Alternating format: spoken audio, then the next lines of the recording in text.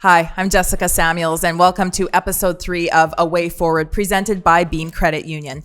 In this episode, we talk about the cost of living and how we can manage our mental health for a situation that really is beyond our control. CMHA Kelowna CEO Mike Gawliuk joins me.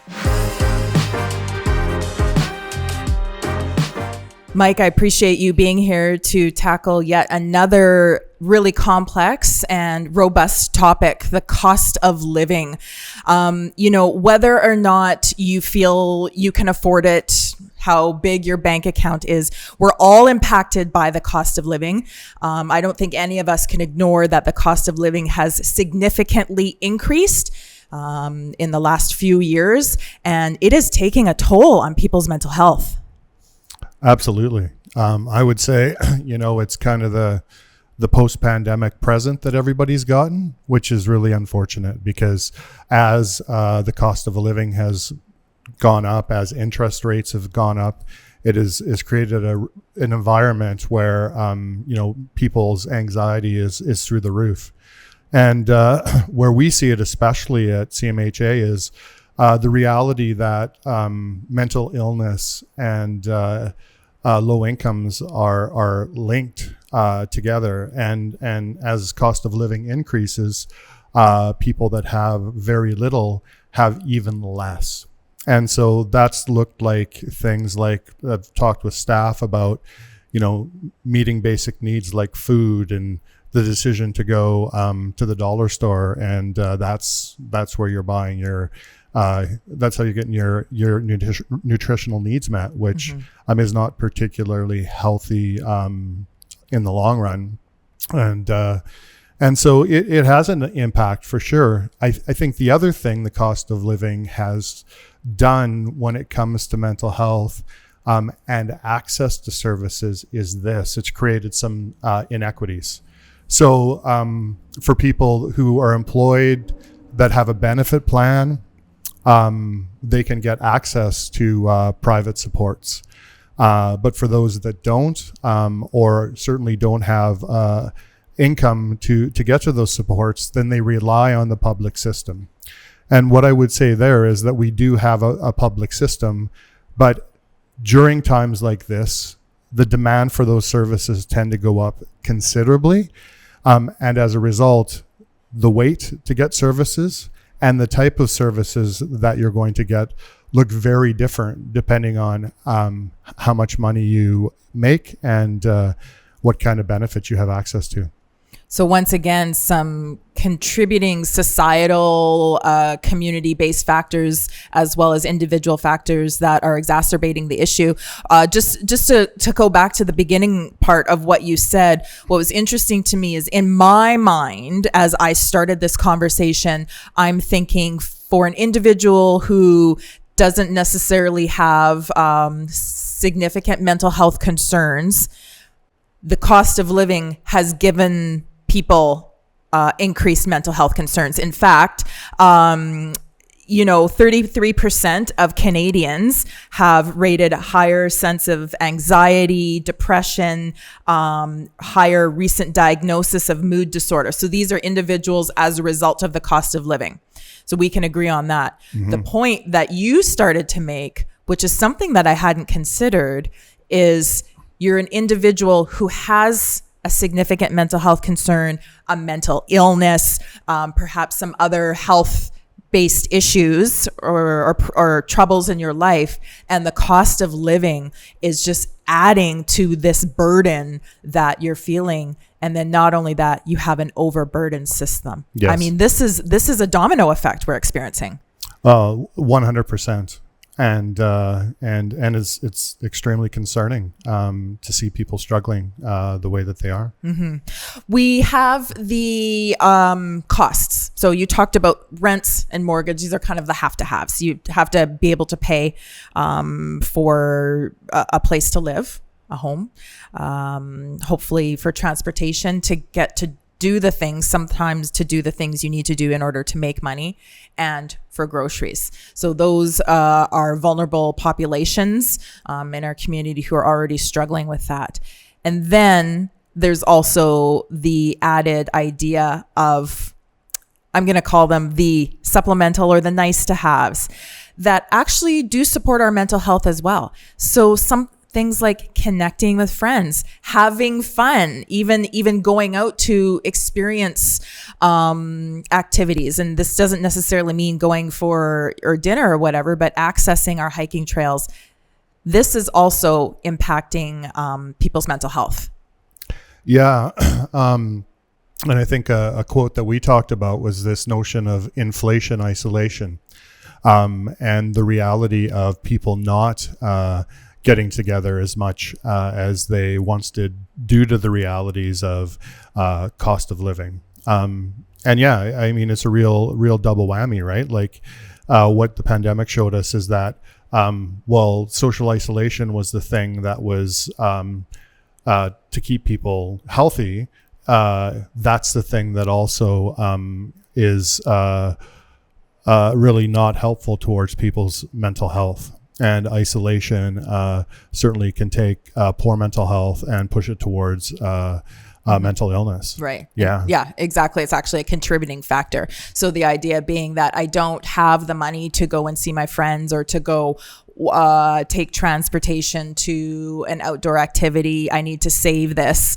And so you're home alone, or you're not having those social interactions, and therefore is impacting your mental health. Mm-hmm. Are there other groups in communities that are notably experiencing, are more vulnerable to this? Because sometimes we know as these larger societal issues take place, we have large, I want to use the term pockets, but I feel like pockets belies like these small little individual folks, but these groups of folks who are being impacted more. You talked about some of the people we serve here at CMHA Kelowna. Who else in the community? I mean, one of the things that, because we're so close to it, is the nonprofit sector itself.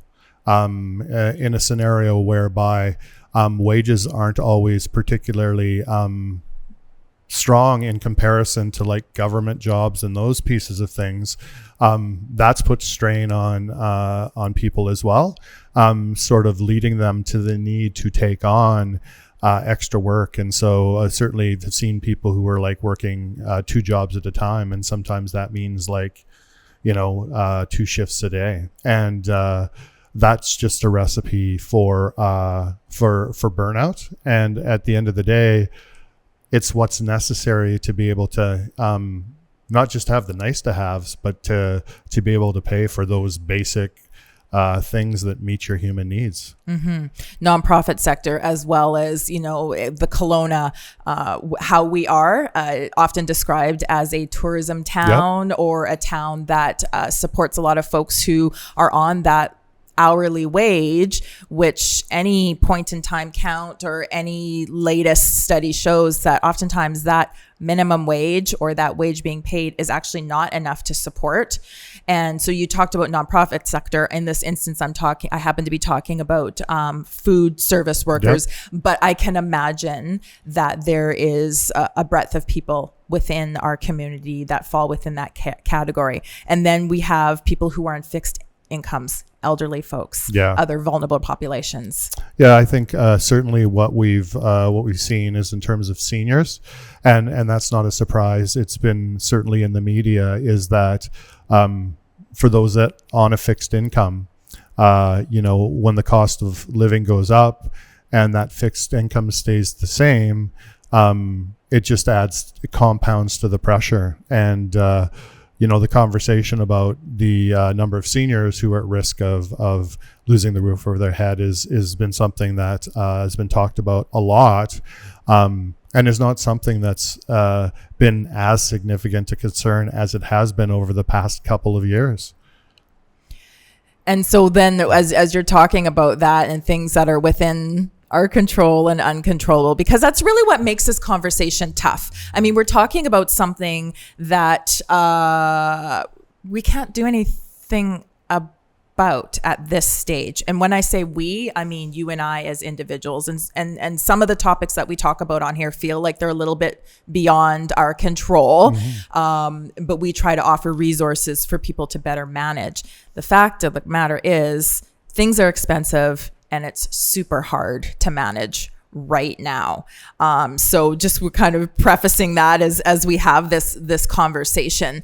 So really, as we focus and moving forward, we want to talk about perhaps some resources that can help. And then we actually are going to get into how folks can manage their everyday mental health and well-being. When you're talking about seniors, the first thing I'm thinking about is that affordable housing piece, which we have talked about in a previous episode. And that is something hopefully that we're seeing some incremental reprieve on as the landscape shifts. Certainly through the province and some of the funding announcements around new affordable housing, seniors as a population that's been identified there. Again, which is encouraging, but it still takes time to get to the place where that housing is built and available. So there are certainly moves forward that are taking place. But it's certainly remains a challenge. There's no doubt about that. Mm-hmm. Right. Okay. Affordable housing. Another thing to tackle. Again, maybe listen to a little bit of episode 2 for more about that. In order for folks who maybe are in their existing homes and they're feeling that they can't manage the have-to-haves, so their rent or their mortgage, they're employed. There are some resources out there. One of the ones is Rent Bank. CMHA Kelowna is the operator of Rent Bank here in the central Okanagan. Talk a little bit about that program, because you've been operating that program for how long? Since 2021. Okay, so let's share a little bit about who the program serves, and then maybe some recent wins or success stories. So Rent Bank was launched in Central Okanagan in 2021 after a pilot in the Lower Mainland. The idea behind it is to provide people who are eviction vulnerable, those that are maybe one paycheck away from losing their home, with a one-time no-interest loan. In some cases, it can be combined with a grant, depending on financial need. The demand has been, not surprisingly, significant. Last year, there were 511 pre-assessments done for the Rent Bank. We gave out just under $114,000, which affected about 259 people, 80 of which are children. I think what's important to note about the Rent Bank is we take a look at the full picture. So when someone comes in and applies for a loan, one of the first things we look for and ask for is information on income and sort of where they're at. And if it's sort of flagged that there's potentially challenges with financial management, or that there's not a sustainable plan in place, we look to refer people to other resources in the community. We've got a partnership with Launch Okanagan, which is a program that teaches financial literacy. Certainly in some cases where people have relied on debt in order to pay their bills, it certainly could be a referral to debt counseling to try and help get that situation sorted out. For me, the reality of this is that we're seeing people who, by no fault of their own, are finding themselves in financial jeopardy. The cost of living is impacting on that. But we see people who are with health concerns, who maybe are off work for a month, and that makes the difference between having enough to pay that rent or not.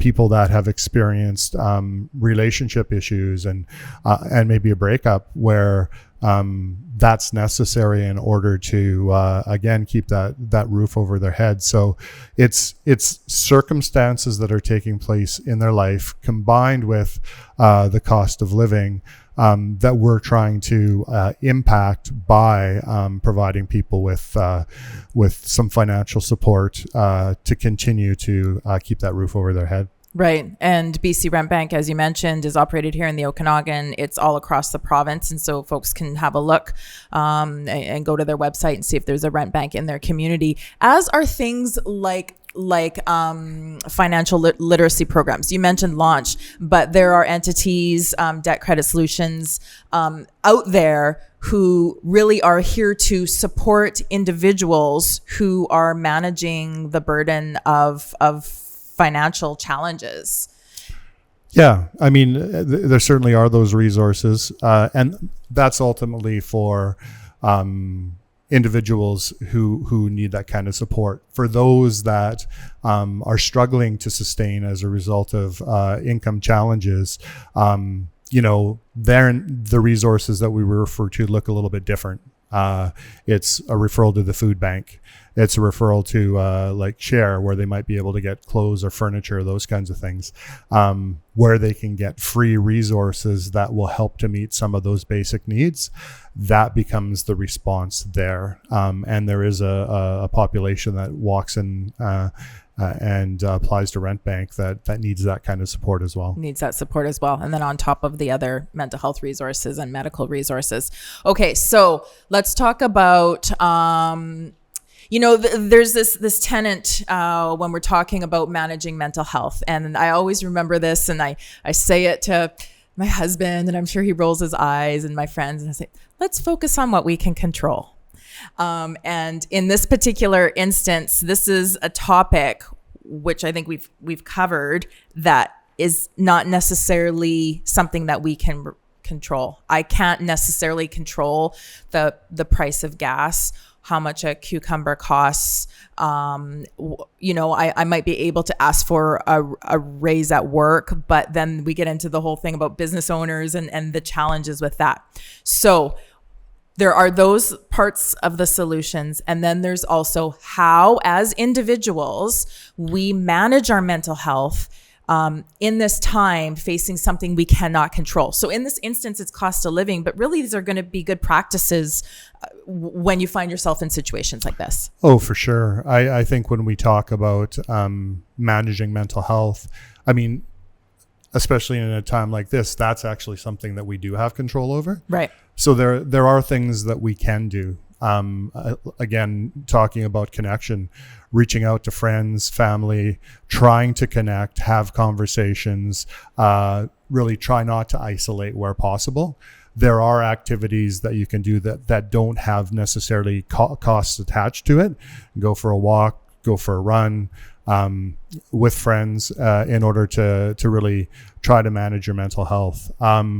One of the things that we can do is sometimes technology plays a role in this in terms of increasing anxiety. And so the doom scrolling and when you see the stories that come out that are going to heighten that anxiety, it's probably time to put that technology away and sort of move away from getting lost and fixated on that, because that will just cause perseveration and increased anxiety. Mm-hmm.